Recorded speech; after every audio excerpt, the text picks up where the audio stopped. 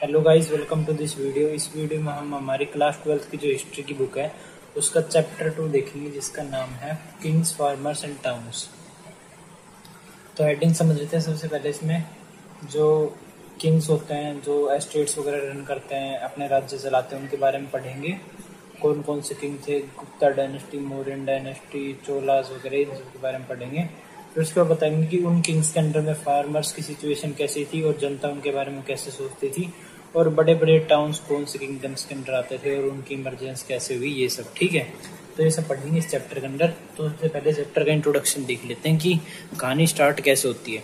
तो पिछला जो चैप्टर था उसमें हमने हड़प्पन सिविलाइजेशन का एंड देखा था कि कैसे हुआ, क्यों हुआ, क्या हुआ। तो 2600 से लेके 1900 सेंचुरी तक हड़प्पन सिविलाइजेशन चली, जिसे मैच्योर हड़प्पन कल्चर भी कहा जाता है, कल्चर। फिर उसके बाद आता है लेट हड़प्पन कल्चर, जो चलता है 1900 से लेके 1300 तक, जिसमें हड़प्पन सिविलाइजेशन की कोई भी वैल्यू नहीं बची थी, बिल्कुल ही एंड हो गया था लगभग। तो बताया गया है कि जो ये टाइम पीरियड था 1900 से लेके 1300, इसमें जो लेट हड़प्पन कल्चर था, इसमें बहुत सारी डेवलपमेंट हुई। डेवलपमेंट इकोनॉमिकल सेंस में नहीं कहेंगे, वो हम कहेंगे रिलीजियस सेंस में, क्योंकि ये वो टाइम पीरियड था जिसमें हमारी जो ऋग्वेदा है, हिंदुइज्म की एक बहुत बड़ी बुक है ऋग्वेदा, उसकी फॉर्मेशन इसी टाइम पीरियड के बीच में हुई थी। ठीक है, कंपोज किया गया था लेट हड़प्पन कल्चर के लोगों के द्वारा इसी टाइम पीरियड में 1900 से लेके 1300 में। ठीक है, उसके बाद बताया जाता है कि इस टाइम पीरियड में एक और डेवलपमेंट क्या हुई कि एग्रीकल्चर, बाकी जगह पे हड़प्पन सिविलाइजेशन में तो एग्रीकल्चर होता ही था, लेकिन जो बाकी जगह थी वहाँ पे इतना एग्रीकल्चर वगैरह नहीं होता था, हंटिंग गैदरिंग वगैरह का सिस्टम चलता था। तो जो डेवलपमेंट हुई इस टाइम पीरियड के बीच में बाकी जगह पे, वो क्या हुई, एग्रीकल्चरल सेटलमेंट्स स्टार्ट हो गई। कि भाई लोगों ने एक नदी देखी कि भाई ये नदी बढ़िया है, 24 घंटे पानी आता है इसमें, तो उन्होंने 24 घंटे और 12 के 12 महीने पानी आता है, तो उन्होंने क्या करा, इसके साइड वाली जमीन बोले कि इस पे अब हम खेती करा करेंगे, पेड़ उगा दी बहुत सारे, पेड़ नहीं, पौधे वगैरह, गेहूँ वगैरह के, अपने जब भी सीजन आए उगा देते थे, और फिर गेहूँ काट के अपने खा लेते थे। तो एग्रीकल्चर करते थे और साइड में अपने घर बना लिए। तो ये कर ली उन्होंने सेटलमेंट, किसके बल पे, एग्रीकल्चर के बल पे। तो ऐसे उन्होंने एग्रीकल्चरल सेटलमेंट स्टार्ट कर दी दूसरी जगह पे। ठीक है, फिर उसके बाद एक और एविडेंस क्या है, पेस्टोरल पॉपुलेशंस का, कि भाई उस टाइम पे पेस्टोरल पॉपुलेशन स्टार्ट हो गई थी। कि भाई लोगों ने देखा कि ये कोई जानवर है, जानवर तो बहुत बुरा है, फिर भी ये लोगों ने देखा ये कोई जानवर है, तो वही इससे हम दूध वगैरह निकाल सकते हैं, इसको घास खिलाना और दूध निकालना है जिसे हम खा सकते हैं। तो उन्होंने ऐसे 101 जानवर पाल लिए और फिर उन्हें लेके अपने घास ढूंढते रहते हैं, उन्हें खवाते हैं, फिर उनका सबका दूध निकाल के अपने गुजारा करते हैं। तो ऐसे उन्होंने पेस्टोरल पॉपुलेशन का भी राइज देखा उस टाइम पीरियड के बीच में, 1900 से लेकर 1300 के बीच में। फिर उसके बाद बताया गया कि उन्होंने न्यू मोड्स ऑफ डिस्पोजल भी ढूंढ लिए, विद डिस्पोजल ऑफ डेड। यानी कि कोई भी बंदा मर जाता था तो उसे पहले नॉर्मल क्या करते थे, मिट्टी खोदी और फिर उसमें दफनाया और फिर ऊपर से मिट्टी बंद कर दी, ऐसे करते थे, या फिर उसे जला देते थे। लेकिन अब न्यू मोड्स ढूंढ लिए उन्होंने किसी भी मरे हुए को दफनाने के। उन्होंने क्या करा, पहले से दफनाया, उसके ऊपर एक बड़ा सा 6-7 फुट का पत्थर रख देते थे, ऐसे ऐसे जिससे पता चल, और उस पर कुरच के नाम लिख दे, इंस्क्राइब कर दे कि ये हमारा बंदा था, इसका ये नाम था वगैरह वगैरह, जिससे कि पहचान रहे जगह की कहाँ पे दफनाए थे। तो ऐसे ऐसे नए नए मोस्ट ढूंढ, डिस्पोजल ऑफ डेड।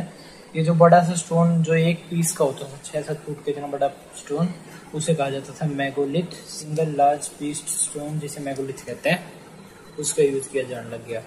और ये new modes of disposal of dead किस टाइम पीरियड के बीच में था, ये हुआ था 1000 से लेके 1 BCE के दौरान, जिसे फर्स्ट मिलेनियम BC भी कह सकते हैं।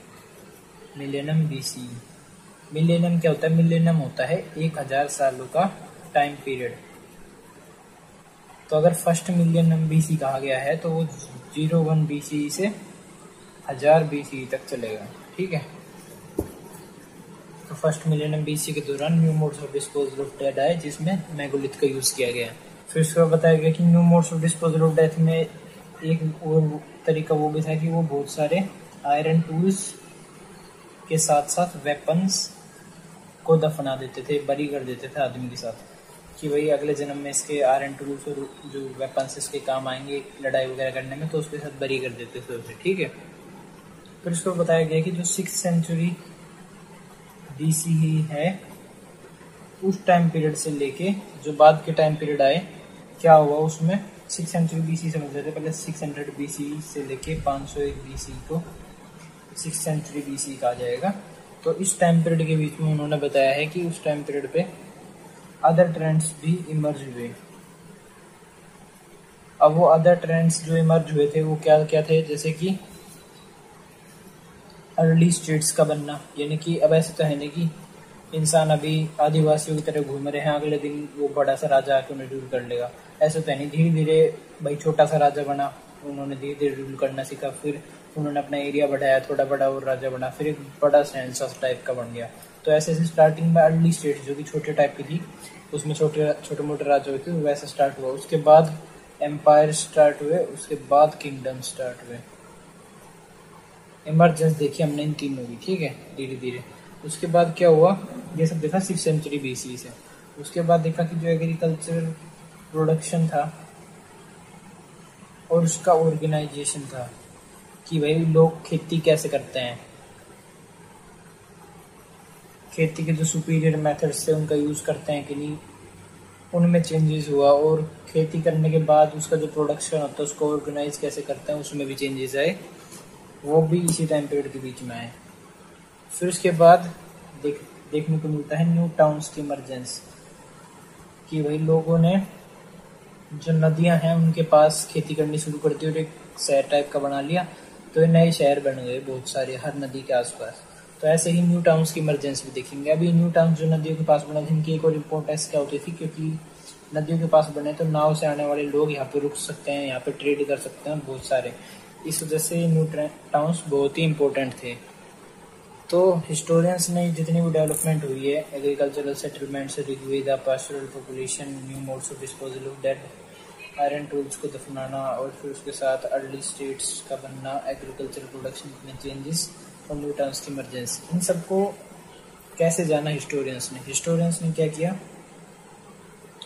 हिस्टोरियंस ने इन सब डेवलपमेंट्स को समझने के लिए उन्होंने कुछ सोर्सेज का यूज किया, जैसे कि इंस्क्रिप्शंस और क्या यूज कर सकते हैं, टेक्स्ट कहीं पे कुछ लिखा हो किताब वगैरह में, इंस्क्रिप्शन जैसे किसी पत्थर वगैरह पर लिख रखा हो, कोइंस हो उस पर किसी राजा की तस्वीर हमें समझ आ जाए ये राजा था, और फिर विजुअल मटेरियल्स, और भी बहुत सारे मटेरियल्स आ गए आर्कियोलॉजी को, ठीक है। तो इन सबसे इन डेवलपमेंट्स का पता चलता है। तो अगली वीडियो में हम हमारा टॉपिक देखेंगे प्रिंसेप एंड प्रियादसी, इसी चैप्टर का, उससे चैप्टर अच्छे स्टार्ट होगा। तो इस वीडियो में हमने इंट्रोडक्शन देख लिया। अगर आपको वीडियो अच्छी लगी हो तो लाइक से सब्सक्राइब, और इस वीडियो में जितना पढ़ा है उसके नोट्स लिंक डिस्क्रिप्शन में मिल जाएगी। Thank you.